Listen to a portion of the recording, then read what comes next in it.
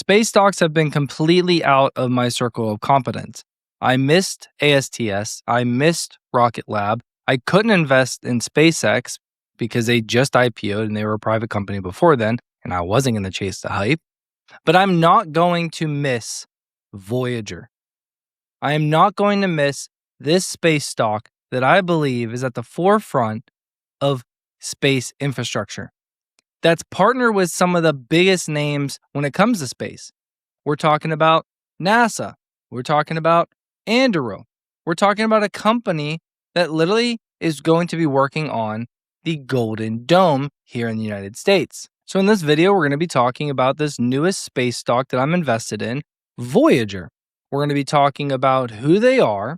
We're going to be talking about what analysts think and what they think the current price should be. Cough, cough. They think it's 104% higher in valuation than where it currently is. We're going to be talking about some of the biggest opportunities, including StarLab, about Voyager. And we're going to be talking about where I'm buying and going to continue to buy this name for the future. Now, before we get into all that, do me a favor, hit the like button, hit the subscribe button, hit the notifications bell so you don't miss any other companies or stocks that I talk about on this channel going forward. And that's all I really ask of you. So let's just jump right into it, guys.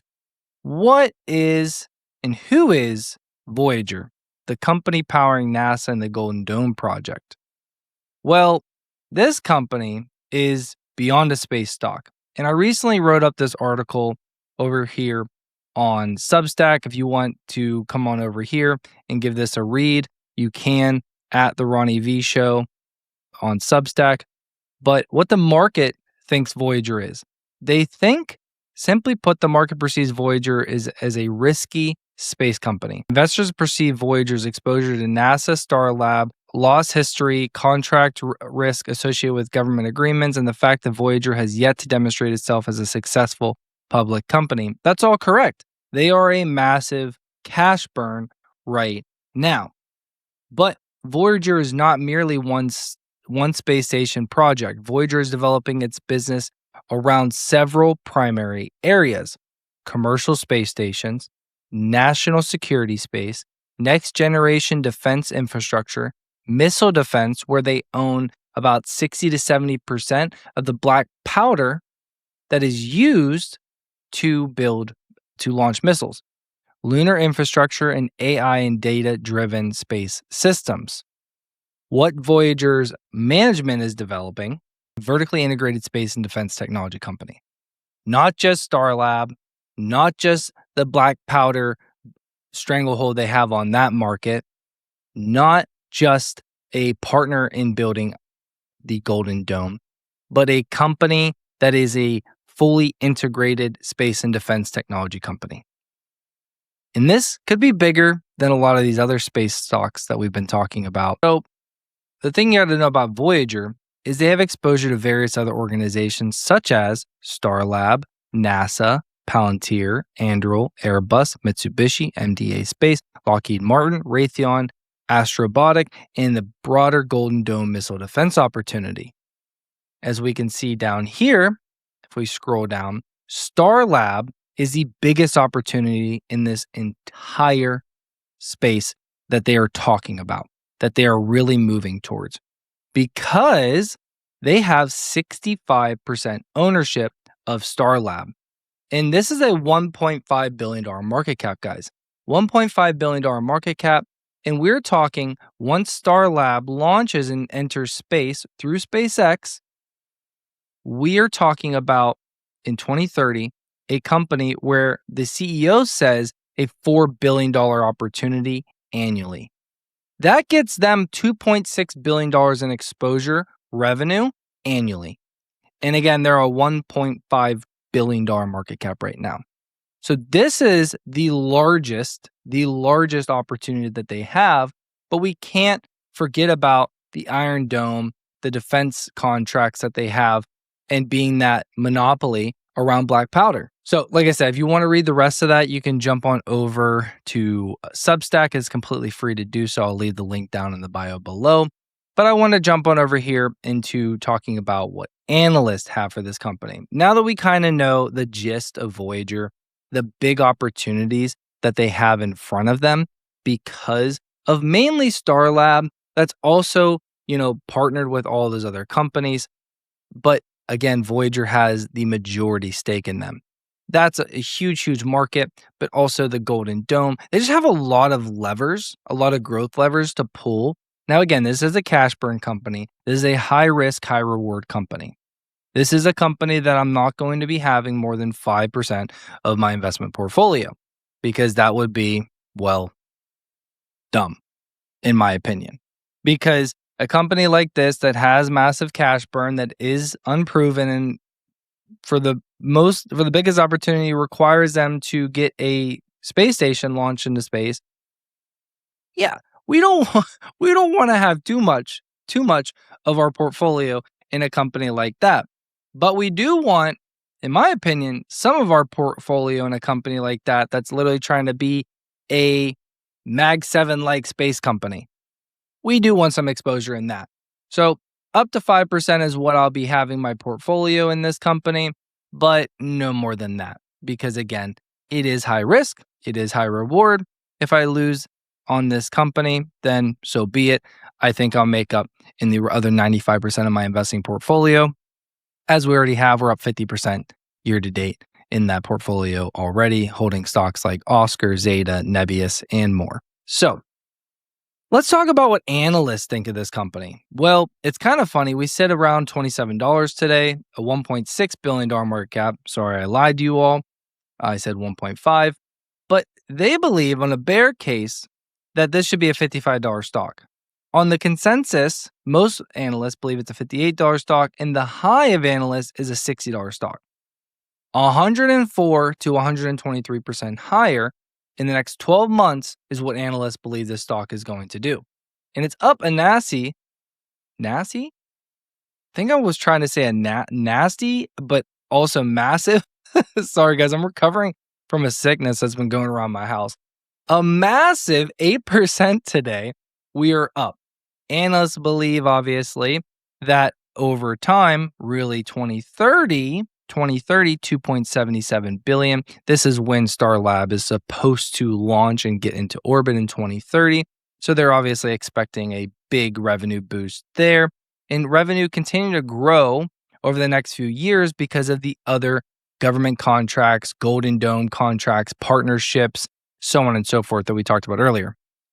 And then they expect EPS to get to about $3.31 on the low to $4 on the high in 2030. So if we were to just give them a 20 PE based on that in 2030, we would be looking at a 36. Sorry, we'd be looking at around an $80 stock. And again, currently we are at $26.96. So there is a lot of opportunity if you believe analysts, if you believe the story around this company and where they're trying to go, and if you believe they're going to be able to do it. But just so you know, also, SpaceX, NASA, they have a lot of I know that Voyager holds 65% ownership of StarLab, but it doesn't mean these other companies don't want it to succeed because they don't hold majority ownership. They want it to succeed. I cannot talk today. Literally, the sickness is just eating my brain cells. Very much.